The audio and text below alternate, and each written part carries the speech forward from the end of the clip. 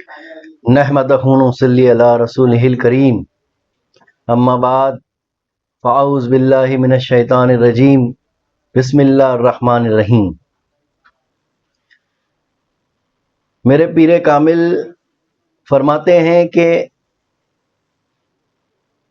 دنیا میں آنے کے دو ہی مقصد ہے، یا تو آپ کچھ پانے آئے ہو، یا تو آپ کچھ بانٹنے آئے ہو، کچھ دینے آئے ہو۔ تو آپ فرماتے ہیں کہ اگر کچھ پانا ہے تو محنت کرنا ہوگا، اور میں کہتا ہوں کہ کچھ بانٹنا ہے تو بھی محنت کرنا ہوگا، کچھ دینا ہے تو اس میں بھی محنت ہے۔ تو آج کے بیان کا موضوع یہی ہے کہ جتنے خلفائے کرام جن کو پیر کامل نے خلافت سے نوازا ہے، وہ اپنے مقام کو سمجھے، وہ اپنے مرتبے کو سمجھے۔ جو خلافت عطائیہ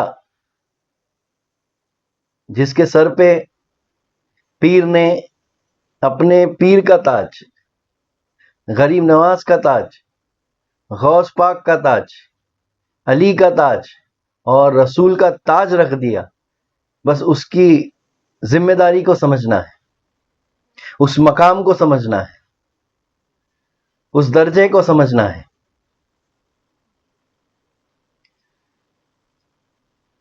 تو جو بھی خلافت سے نوازے گئے ہیں، تو میرے پیر کامل اس مقام پر فرماتے ہیں کہ یہ خلافت نہیں ہے، یہ پیغمبری، یہ خلافت نہیں ہے، یہ پیغمبری، ارے قابل دید اپنی نظر چاہیے۔ سبحان اللہ۔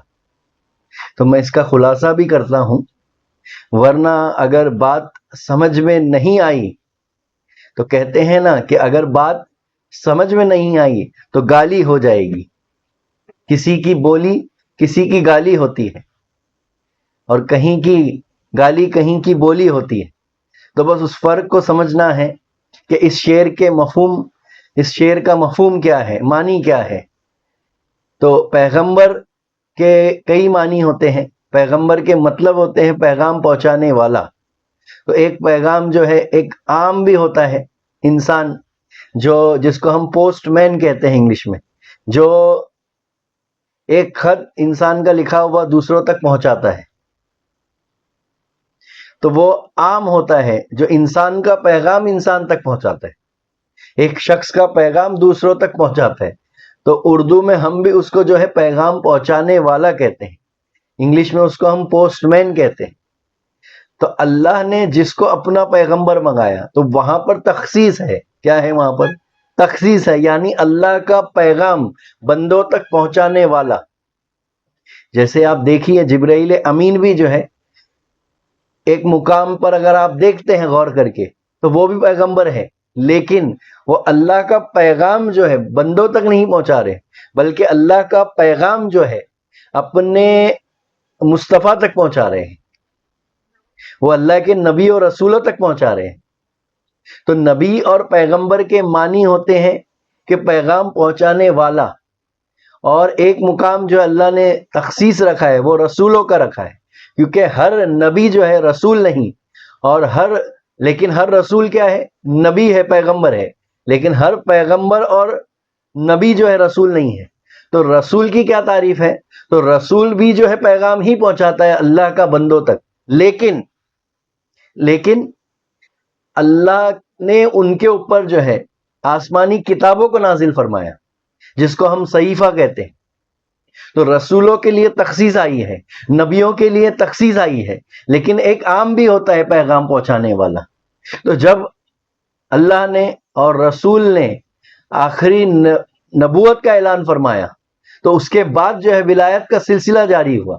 تو اسی لیے تو پیر کامل کیا فرماتے ہیں کہ اس خلافت میں جو ہے ولایت پوشیدہ ہے، یعنی خلافت پہلی سیڑھی ہے ولایت کی طرف۔ اور وہ ولایت کیا ہے؟ تو اللہ کا دوست، جو اللہ جس سے راضی ہو جاتا ہے، جو اللہ سے راضی ہو جاتا ہے، اللہ اس سے راضی ہو جاتا ہے۔ تو اسی کو ہم ولی کہتے ہیں، اور وہ ولی کے پاس ولایت ہوتی ہے اللہ کی، یعنی وہ دوست ہوتا ہے، اس کے پاس اس کے راز ہوتے ہیں، تو پھر وہ راز جو ہے وہ پیغمبر بن کر جو ہے لوگوں تک پہنچاتا ہے۔ کیا بن کر؟ پیغمبر بن کر، یعنی اللہ کے نبیوں کا جو راز ہے وہ لوگوں تک پہنچاتا ہے۔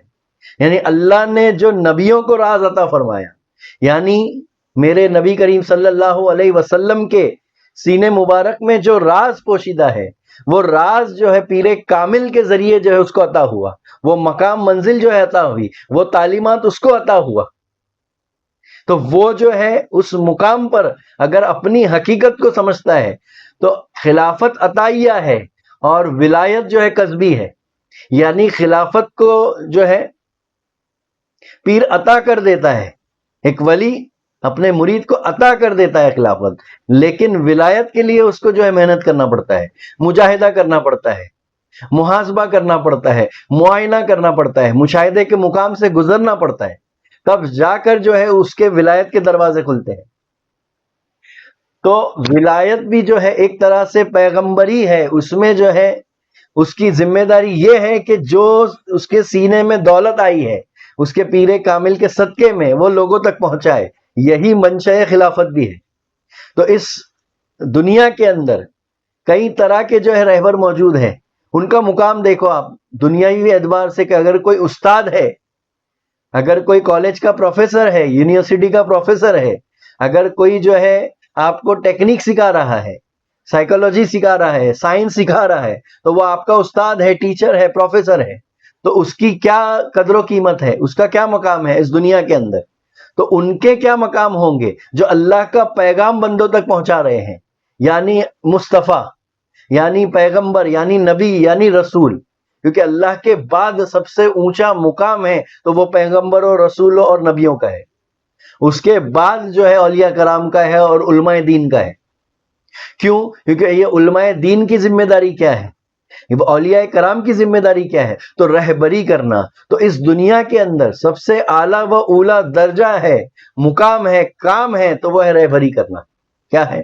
رہبری کرنا، کسی کی رہبری کرنا، یعنی کسی کو راستہ دکھانا، اور وہ راستہ کہاں تک پہنچنا ہو، تو وہ راستہ جس کی منزل جو خدا ہو، تو وہ مقام کیا ہوگا جو لوگوں کو خدا تک پہنچاتے ہیں، خدا کا راستہ بتاتے ہیں کہ خدا تک کیسے پہنچا جا سکتا ہے، تو ان کا مقام کیا ہوگا، وہ کون ہوں گے؟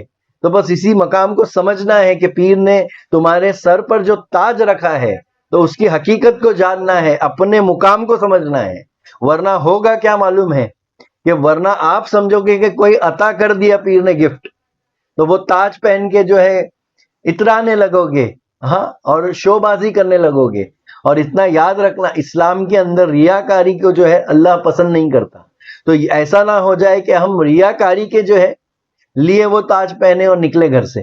ارے یہ تاج شفاعت ہے جو پیر نے تمہارے سر پہ رکھا ہے، یہ تاج ولایت ہے جو پیر نے تمہارے سر پہ رکھا ہے، تو بس اس کی حقیقت کو جاننا ہے، یعنی اپنے مقام کو سمجھو کہ پیر نے تم کو کیا ذمہ داری عطا کر رہا ہے۔ پیر نے تم کو ایک ذمہ داری عطا کیا کہ اب تم پر جو ہے علم کا جاننا فرض ہو گیا ہے، اب تم پر جو ہے عمل کرنا فرض ہو گیا ہے، اب تمہیں جو ہے کچھ بانٹنا ہے، اگر تو کچھ مال تمہارے اندر بھی ہونا لازمی ہے، کیونکہ اگر دینا ہے تو وہ مال پہلے اندر ہونا ہوگا۔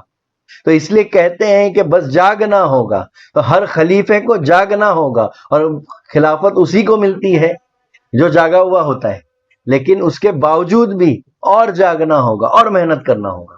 تو بس آج کے بیان کرنے کا مقصد یہی ہے کہ اس کائنات کے اندر سب سے اعلیٰ و اولا اگر کوئی کام ہے تو وہ رہبری ہے، بس اس سے اعلیٰ اولا مقام کچھ نہیں، رہبری کرنے سے اعلیٰ اولا مقام کچھ نہیں، کام کچھ بھی نہیں۔ سبحان اللہ۔